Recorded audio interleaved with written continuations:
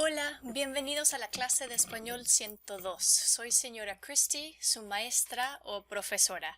Maestra means teacher in español, and profesor is more appropriate at the university level.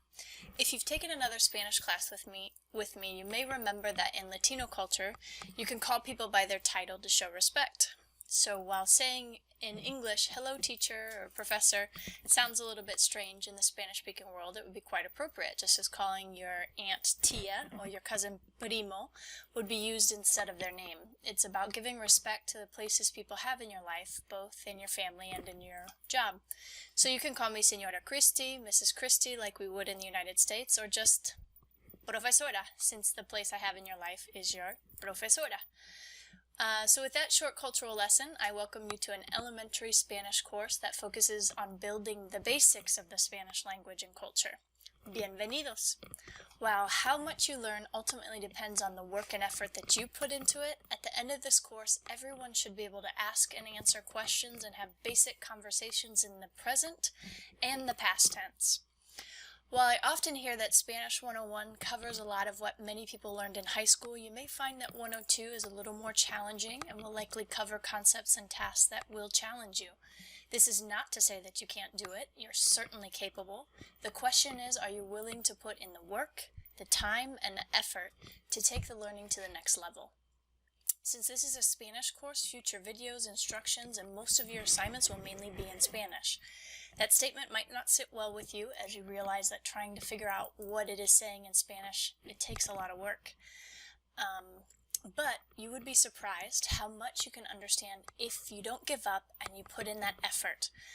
Instead of copying and pasting to Google Translate, give yourself the chance to get more out of the effort and the experience. Believe that you can do it.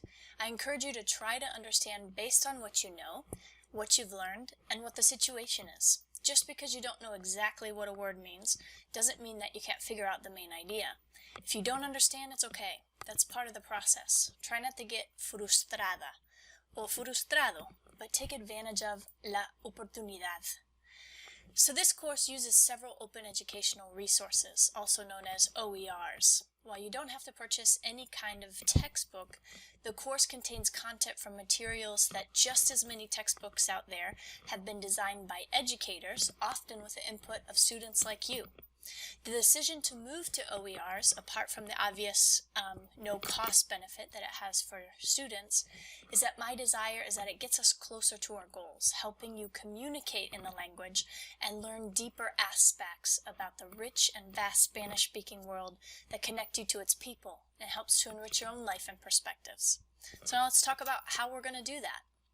As in a live class, you will be required to participate. However, unlike a live class, you can't sit in the back corner and let everyone else do the talking. You have to participate to get the credit. An example of that is for the discussion boards, conversaciones. You have to post your comment and respond to two other classmates' posts. For the cultural topic in conversaciones, you won't be given specific questions to answer. The first discussion board in Module 1 is a little bit different. I will give you specific questions about your heritage that I want you to talk about. But for Modules 2 to 12, you'll not be given those questions. You're just going to follow the same rubric. It's meant to be a guide, but it aims not to limit your posts to certain information. I want you to have a voice in what is meaningful and worthy of discussion. If you all follow the rubric and you pick out the information that's important to you, the hope is that together, in a collaborative effort, you can learn more about the culture. Another participation requirement is your 3 language process assignments that are to be completed before you submit each of your 3 major projects.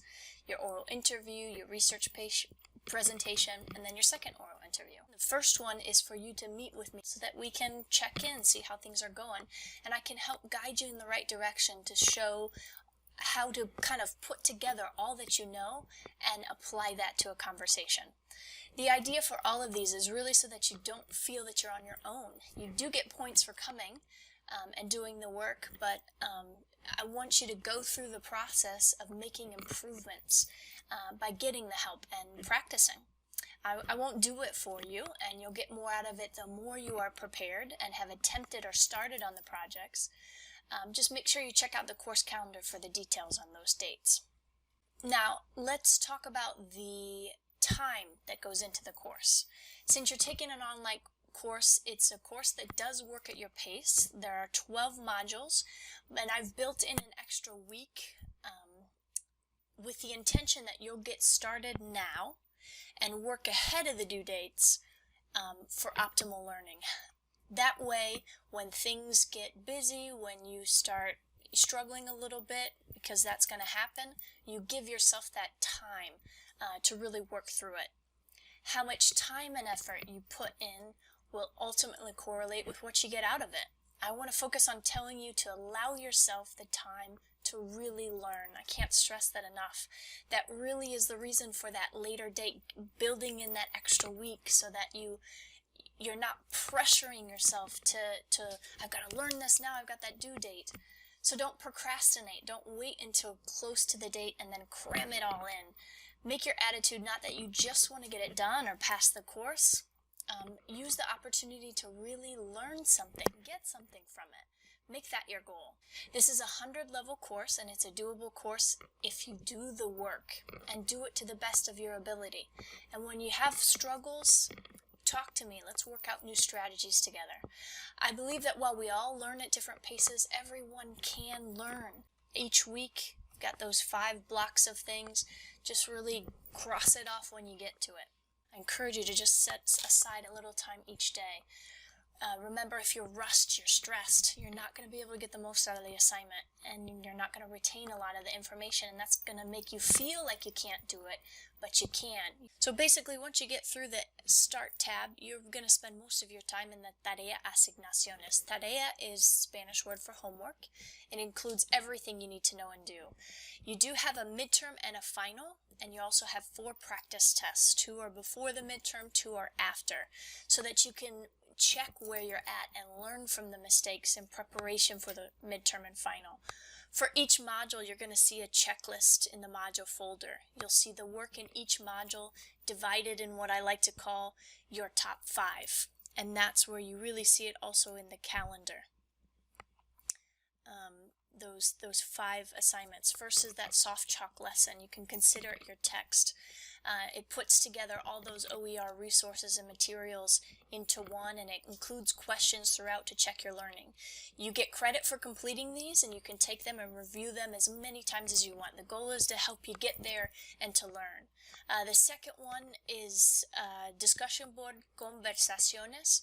Remember, it's going to look a little different in Module 1, but other than that heritage assignment in Module 1, you'll see a conversaciones folder in modules 2 to 12, and that's going to contain the cultural information on a topic that I hope sparks conversation. You're asked to read the material, to view the videos, and then follow the guidelines presented for both your original post and your comments to your classmates. Again, the guidelines are there so that you get the most out of the assignment. The next 2, Mango and Duolingo, we'll start with Mango. ISU bought a licensing for this program, so you can access it for free through the Indiana State University's Cunningham Memorial Library. Once you sign up, you will join our classes group. You'll see that invite code in the course requirements of the Start Here tab. So once you are part of the group, I can see your work. We'll be completing the 3rd unit and part of the 4th in this course. And each unit and chapter has lessons, listening and reading exercises, a recap, and a quiz. The quiz is the part that I will use to give you credit for your work. All the other aspects in the unit help to prepare you and give you that practice. So go through them as slowly or as quickly as you like. And then we have Duolingo.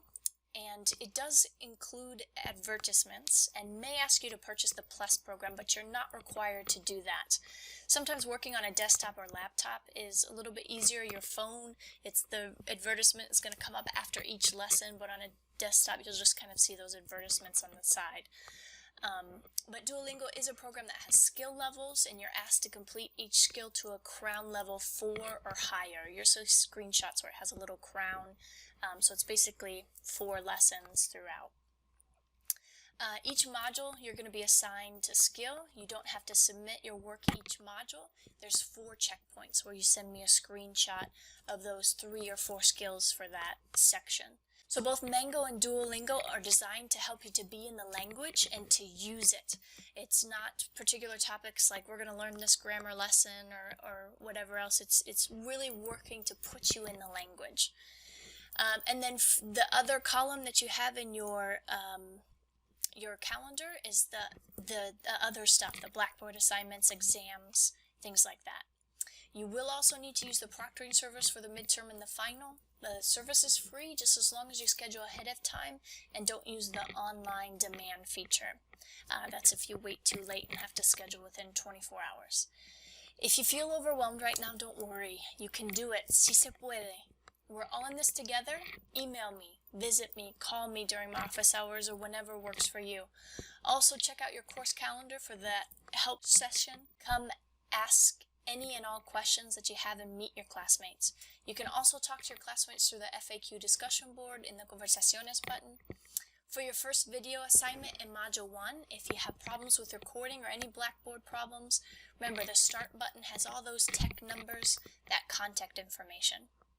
It's important that you complete the introductory video so that you get practice using the program that we're going to use also for your project, your oral research presentation, and your interviews. So now it's time for you to explore. If you have any questions, email is the best way to get a hold of me. Good luck, mucha suerte, and I look forward to working with you.